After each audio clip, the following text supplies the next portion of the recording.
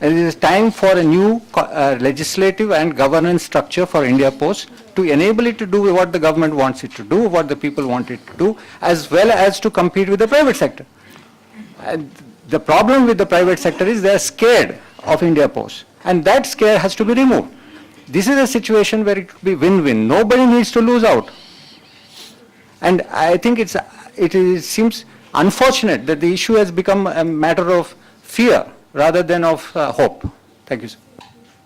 Well, that's the kind of debate we like, because then we have both sides of the story and we can decide for ourselves. No, you can respond. There is no, yeah, but I'm not the kind of moderator that you're expecting.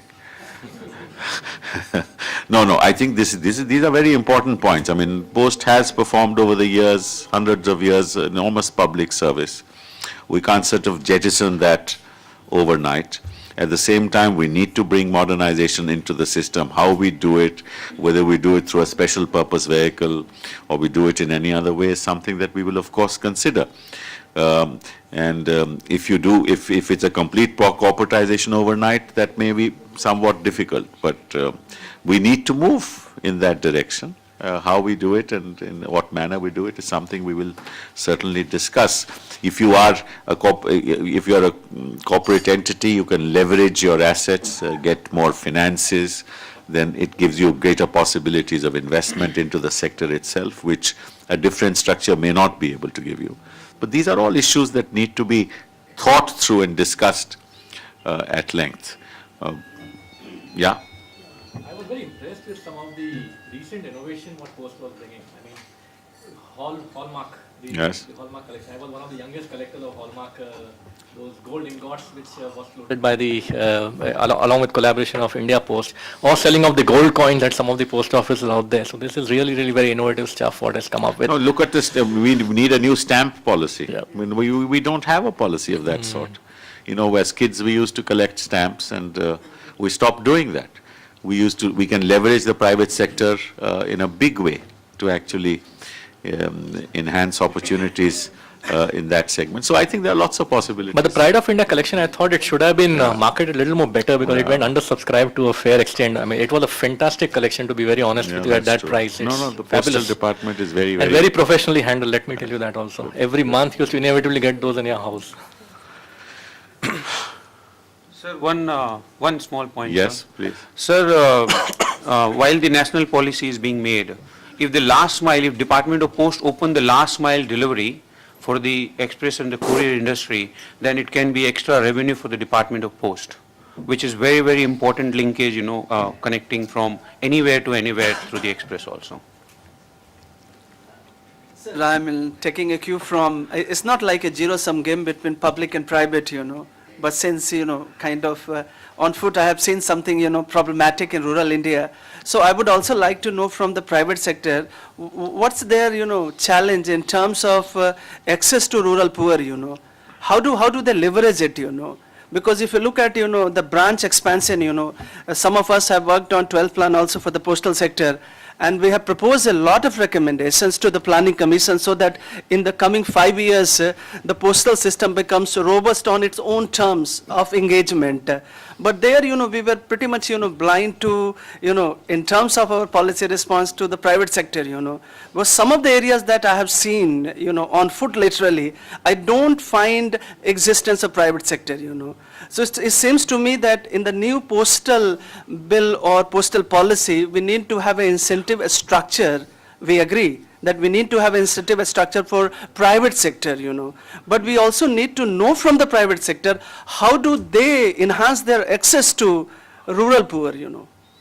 Because this is a real challenge, you know. I mean, like in the comprehensive and the dynamic postal, you know, policy, we need to look at how do, you know, private sector operators or the private sector players leverage their own strength and potential to fill those gaps. Well, you know, we have this problem in the telecom sector as well. I mean, let's be clear about it.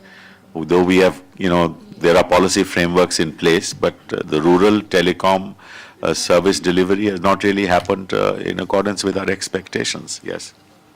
If I could respond on that point, Minister, what it has to be understood is that the rural poor do not buy express services. The cost is way beyond them, they don't have the need for them and so on. You are talking about basic postal services. And sorry to raise it again, but if I can give the example of Australia, there's not one answer. I can't say there's a simple answer which is going to fix all of the problems, but some of the methods that we used were, first of all, tendering out services, saying, well, if it is going to lose money, who can do it at the best price, rather than just assuming that Post will do all of it. Secondly, a franchise model. Does the post office have to do just post and nothing else? Can it be combined with a petrol station or some other form of business which can manage the fixed cost and still provide the service that people want? In many cases, the problem was, what do you do about postal employees in rural areas where it's costing a fortune and the revenues are not there? The answer was to give them the postal license, to say it's your business now, that you can continue to run an autonomous business and take in other work as you wish, and you are still the post office, but it's your business. You're not on a salary. You have to make it perform. There are a number of different ways, and you have to be flexible and creative about dealing with this issue.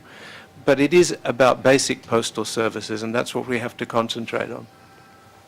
But you know, in the years to come, the quality of the basic postal services and its definition is also going to change, right? So we have to think in terms of what's going to happen 5, 10, 15 years from now.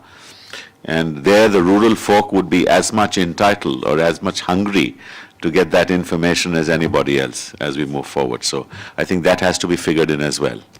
Yes? Sir, the one issue, the micro issue, it's not really a policy issue, but it needs policy inputs, is that the enormous amount of mobility in the country, which we are seeing, of people moving for work from their villages. Yes. And remittances going back to Right, villages. right. So we do not have an estimate of domestic remittances. We have an estimate of remittances coming from abroad, which is about $50 billion. No, we have, the other day we had, yeah, So we had a, this is a function. I mean, how do you get to some Chilkalurpet village Yeah, in yeah. Guntur? You know, we nobody's have going to to go think there of that, yes. except the post. And if money orders are so expensive, maybe a policy initiative on that in order to reduce Oh, costs or absolutely, whatever yes, is possible. absolutely. We won't have mobile money orders soon. On telephone. Manjula is saying we're going to have mobile money orders on telephones soon. Through SMS. चलिए देखते हैं. Yes? Yes, sir. Sir, there is just a couple of points for you to consider.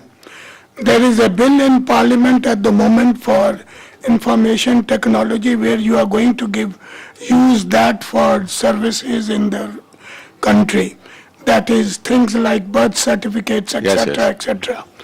I presume and I hope that in that policy, the Department of Post is also mentioned Yes, yes, very much so. as a service provider. Yes, yes, absolutely.